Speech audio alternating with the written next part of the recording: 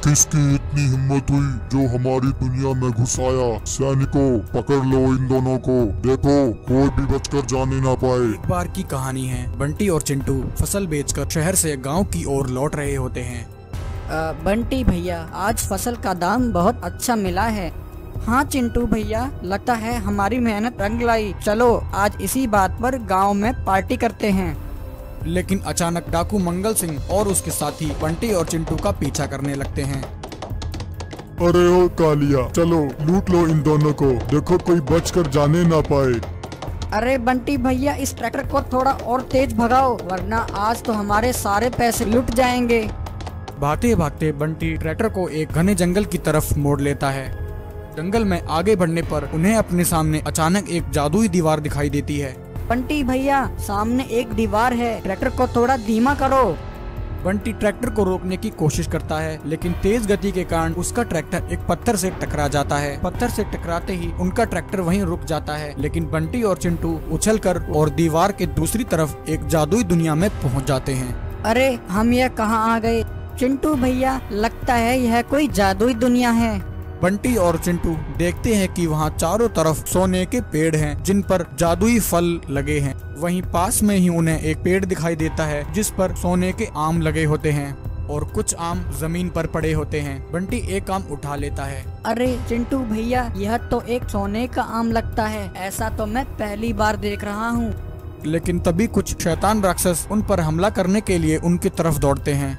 बंटी भैया, आम छोड़िए और जल्दी से यहाँ से भागिए। बंटी और चिंटू अपनी जान बचाने के लिए वहाँ से भागने लगते हैं। उनकी आवाज सुनकर उस जंगल का राजा शैतान राक्षस अपने आम घर से बाहर आ जाता है। किसकी इतनी हिम्मत हुई जो हमारी दुनिया में घुस आया? सैनिकों, पकड़ लो इन दोनों को। देखो कोई भी बचकर जाने ना पाए। शैतान राजा भी उनका पीछा करने लगता है। भागते भागते बंटी और चिंटू को अपने सामने एक तालाब दिखाई देता है और वे दोनों उस तालाब में कूद जाते हैं। तभी अचानक उस तालाब में एक मछली प्रकट होती है। वह बंटी और चिंटू को अपनी पीठ पर बिठाकर तालाब के दूसरे ओर ले जाती है और वहां पहुंचकर एक परी में बदल जाती है। वहीं वह शैतान राक्षस और उसके सैनिक तालाब के बाहर ही रुक जाते हैं। आज तो तुम बच गए, लेकिन जल्दी ही तुम दोनों मेरा शिकार बनोगे। दूसरी तरफ वह जादुई परी बंटी और चिंटू से कहती है, उस शैतान ने हम परियों की इस दुनिया पर कब्जा कर लिया है और हमारी सभी परियों को कैद कर लिया है। लेकिन वह शैतान यहाँ इस टापू पर क्यों नहीं आया? यह एक जादुई तालाब है, यहाँ उस शैतान की शक्तियाँ काम नहीं करती। वह शैतान यहाँ नहीं आ सकता, इसलिए तुम दोनों यहाँ सुरक्षित हो। लेकिन हम यहाँ से बाहर कैसे निकलेंगे? रात होते ही यहाँ एक जादुई फूल खिलता है। फूल खिलते ही शैतान और उसके सभी सैनिक सो जाते हैं। उस समय अगर तुम उस फूल को छू लो तो तुम अपनी दुनिया में वापस पहुँच जाओगे। जादुई परी की बात सुनकर बंटी कहता है, हे जादुई परी, आप चिंता मत कीजिए, हम दोनों आपको बचाने के लिए दोबारा वापस जरूर आएंगे। यह लो, यह एक जादुई आम है। उस राक्षस को हराने में यह तुम्हारी मदद करेगा। वहीं फूल खिलते ही शैतान और उसके सभी सैनिक राक्षस सो जाते हैं। तभी बंटी और चिंटू उस फूल को छूकर अपनी दुनिया में वापस लौट आते हैं। वहां पहुंचकर बंटी और चिंटू अपनी कलाकारी से एक जादुई आम कार तैयार करते हैं और उस जादुई आम कार पर बैठकर वह दोनों फिर से उस जादुई दीवार के सहारे उस जादुई दुनिया में पहुंच जाते हैं। बंटी और चिंटू को दोबारा अपनी दुनिया में देखकर वह शैतान राक्षस गुस्से में पागल हो जाता है। वह राक्षस अपने सैनिकों को उन पर हमला करने के लिए भेजता है। तभी बंटी और चिंटू अपनी जादुई आम कार से शैतान के उन सैनिकों पर हमला करते हैं। एक एक करके वह सभी शैतान सैनिक नष्ट हो जाते हैं। यह सब देखकर वह शैतान राक्षस गुस्से से आग बबूला हो जाता है और उनकी आम कार पर तेजी से हमला करता है और उनकी कार को नष्ट कर देता है। बंटी भैया, इस शैतान ने तो हमारी कार को नष्ट कर दिया है, अब हम इसे कैसे हराएंगे? तभी वह जादुई परी अपनी पूरी शक्ति से उनकी आम कार को फिर से ठीक कर देती है। बच्चों, इस शैतान की सारी शक्तियाँ इसके आम घर में हैं। तुम्हें इसके आम घर को नष्ट करना होगा। इतना सुनते ही बंटी और चिंटू अपनी जादुई आम कार से उस शैतान के घर को जलाकर नष्ट कर देते हैं। आम घर नष्ट होते ही वह शैतान भी जलकर नष्ट हो जाता है।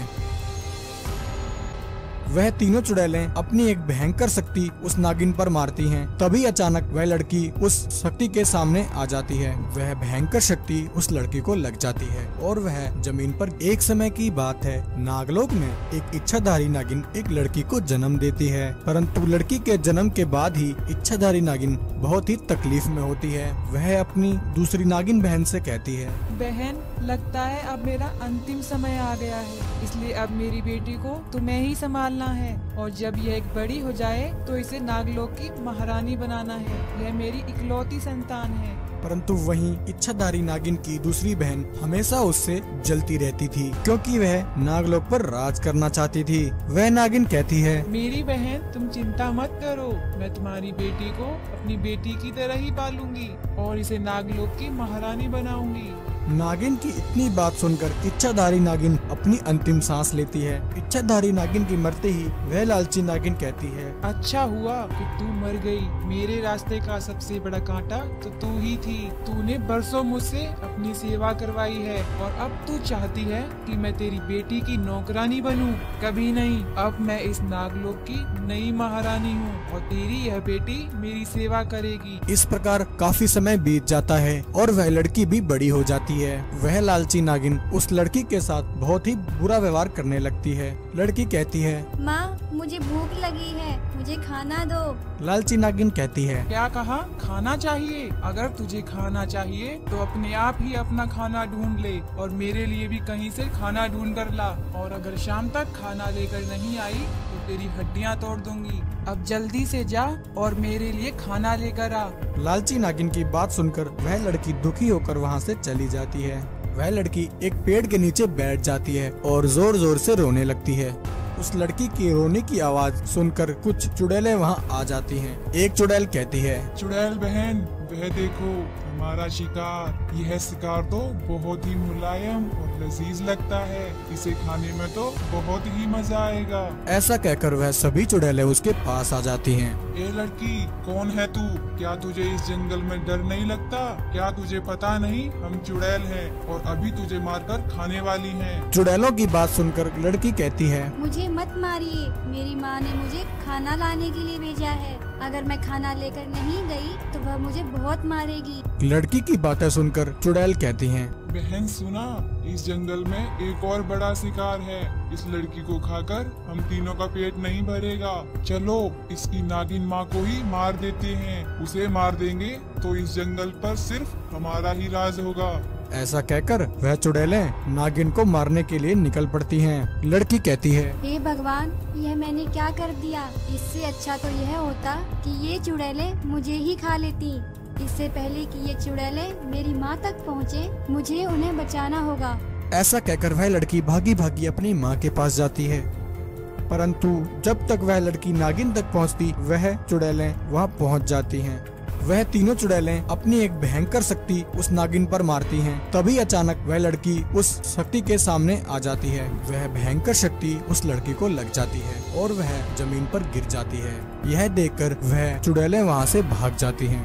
वहीं उस लालची नागिन को अपनी गलती का पछतावा होता है। वह उस लड़की को अपनी गोद में उठा लेती है और कहती है, मेरी बच्ची, यह तुमने क्या किया? तुमने मेरी जान बचाने के लिए अपनी जान की परवाह नहीं की। मैंने तो हमेशा तुम्हारे साथ सौतेली माँ की तरह बर्ताव किया। क्योंकि चुड़ैल की शक्ति बहुत ही खतरनाक थी। नागिन के इतना कहते ही वह लड़की भी वहीं मर जाती है। तो प्यारे दोस्तों, कैसी लगी आपको यह कहानी? ऐसी ही और मजेदार कहानियाँ देखने के लिए आप हमारे चैनल को सब्सक्राइब कर सकते हैं। वीडियो को पूरा देखने के लिए आपका बहुत बहुत